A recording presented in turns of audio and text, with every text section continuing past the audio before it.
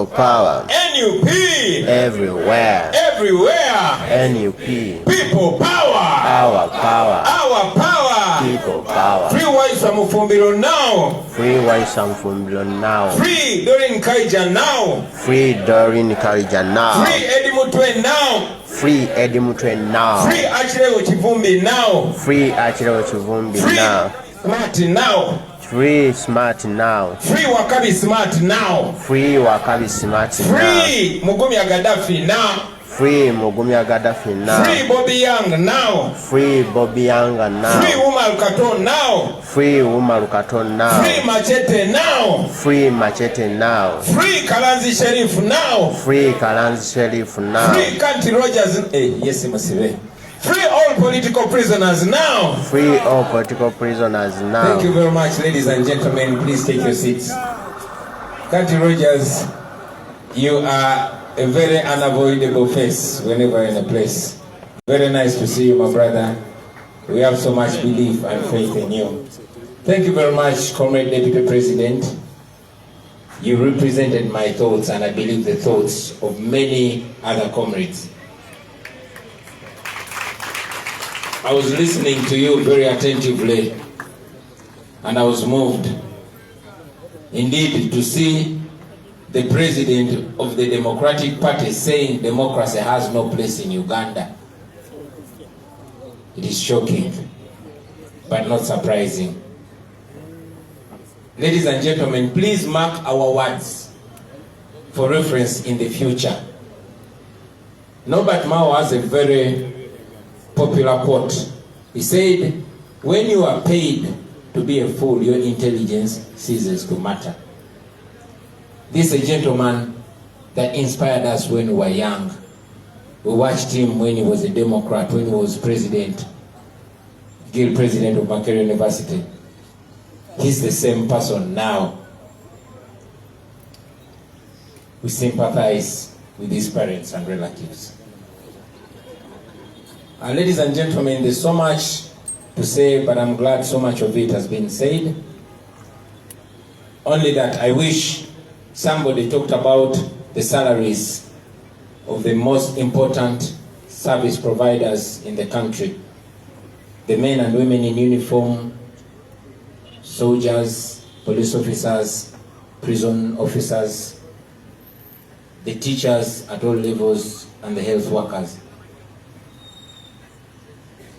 We said it during our campaign in the previous election. We've said it all the time that our people deserve better, that our teachers deserve better. Today, the arts teachers are on strike because of the discrimination. Ladies and gentlemen, when we said we will improve salaries of teachers, we did not say some teachers, we said all teachers. It makes zero sense to see that the science teachers' salaries have been increased, but the arts teachers are suffering. These are teachers that all go to school, they educate our children. They bring up citizens, useful, noble citizens that will help our societies equally. So we stand in solidarity and all teachers at different levels. We cannot demand from the regime because we know they won't do it. We are only promising you that once we kick out this regime, we are going to improve all your salaries, whether you're arts teachers or science teachers. And also, we pay close attention to teachers at lower levels, primary school teachers.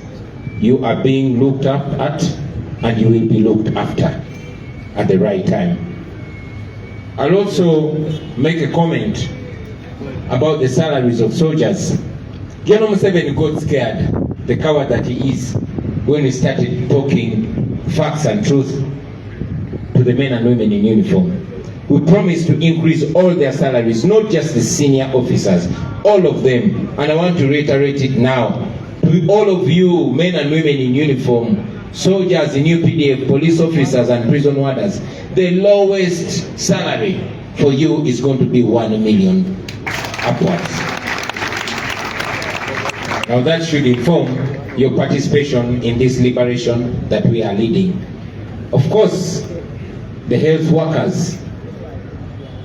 Needless to mention, your plight is being followed and the right thing will be done at the right time. Ladies and gentlemen, I'll also make a comment about the plight of Ugandans. I mean, it's because of this humiliation that our people go through. To find a university graduate on a chapati stall or on a border stage or any other low income initiative is not their desire. It's because the regime has humiliated them and reduced them.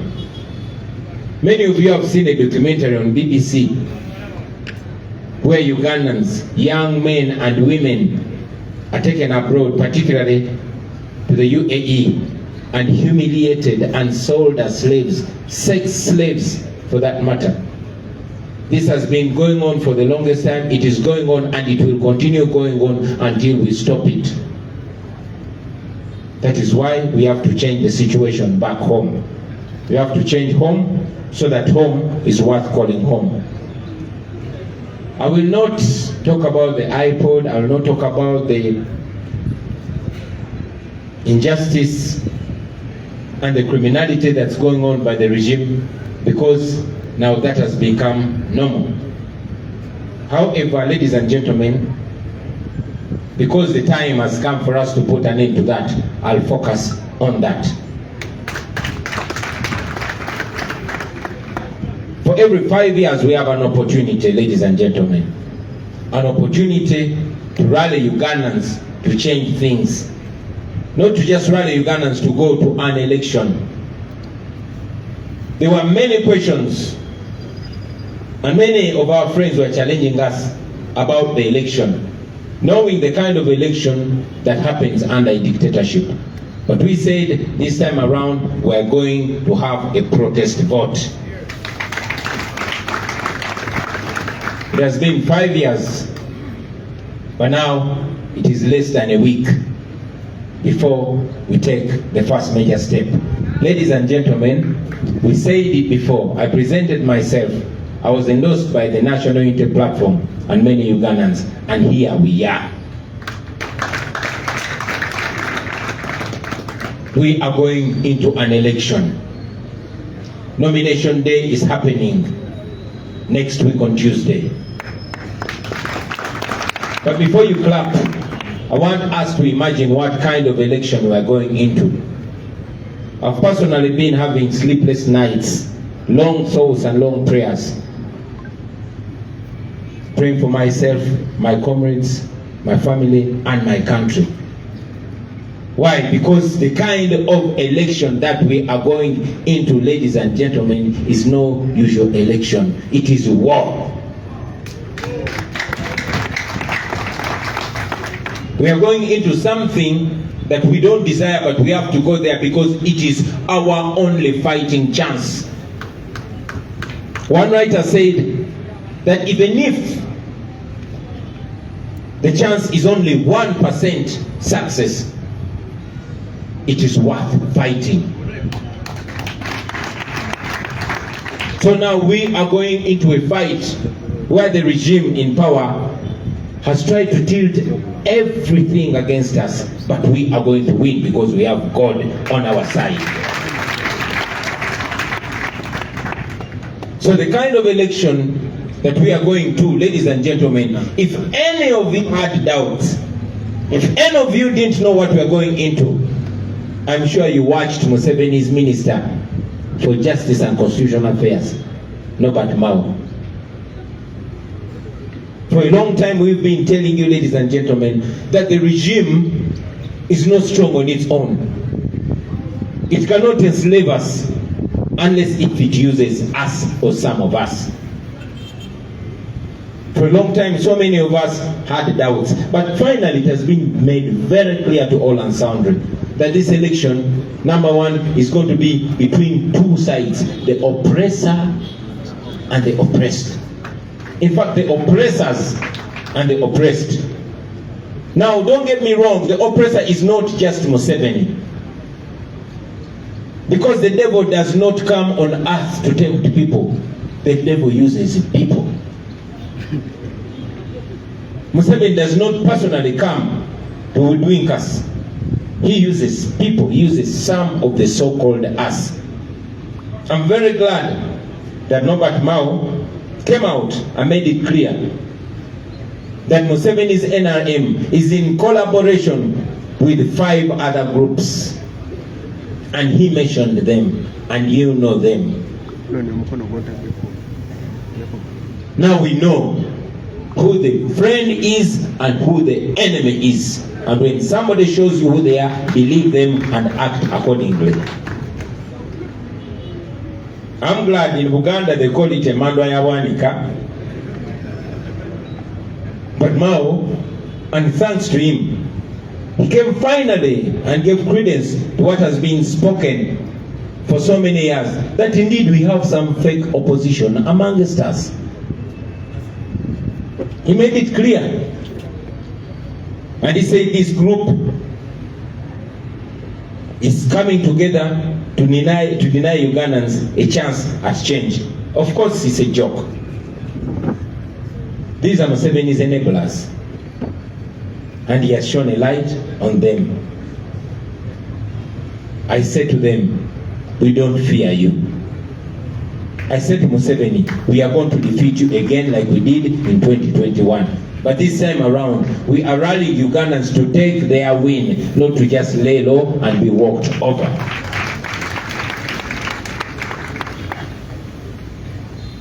To Museveni's stooges, we see you, we know you, and we shall expose you and make people understand who you really are. And I also want to tell these people that are being used, it's so unfortunate that these people don't learn from history. These are people that we thought are learned. These are people that we thought are informed. But like they tell us, history does not repeat itself. Only fools repeat history. It's very, very unfortunate to see a once knowledgeable person like the Honorable Norbert Mao turning himself into the new Kakoza Mutale now, the new spokesperson of terror, of intimidation.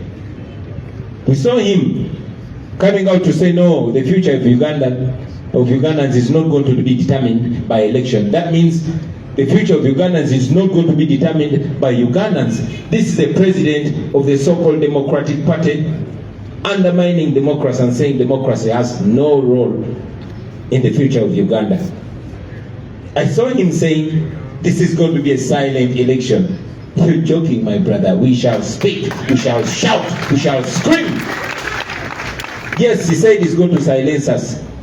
I want to tell you, Norbert Mao, personally, I will only be silent in my grave.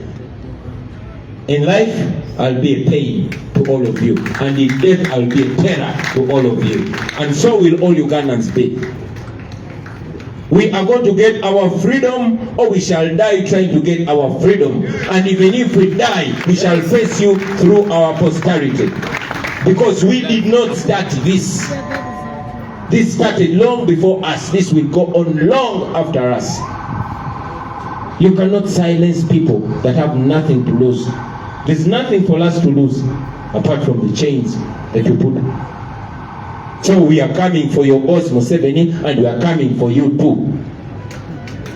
Let that be very, very clear. To our comrades, the genuine freedom fighters, we will stand with you even if you're not in NUP, but we are going to see you by your actions.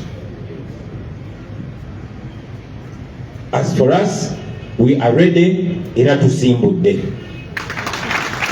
Now this is a message to fellow Ugandans, because you are the most important in this. For us, we've set off. It is all beginning on Tuesday. Tuesday is going to be the 23rd. I will be nominated to represent the National Unity Platform to run for President of Uganda. Yes, there's every effort to silence us. There's every effort to deny us contact with the population. But we shall overcome everything. We shall speak to the people and we shall campaign. General Museveni is also nominating on the same day, and he has his party has planned a rally in Kololo, which is alright, which is well within the law. We are also going to have our nomination rally in Katwe. We have written to the police. Breaking news. We have written to the police and they've received our communication. We are holding our rally in Katwe. And after Katwe, we shall proceed to Natete and also speak to the people there. Because there's nothing criminal about that. Fellow Ugandans, I want to remind you that you can actually change this. You have the power. You have the ability. You can change this. And you can change this now. So let us change it, and let us change it now.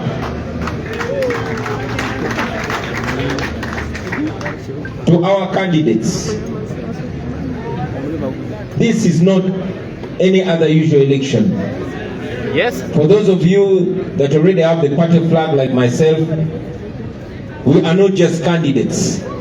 We are commanders in this fight for freedom.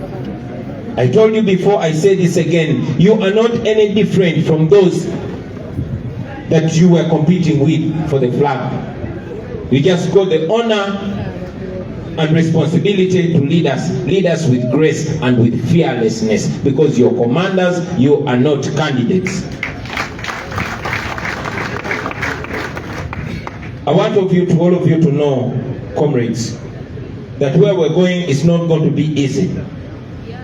Yes, it's not going to be easy. There's going to be pain.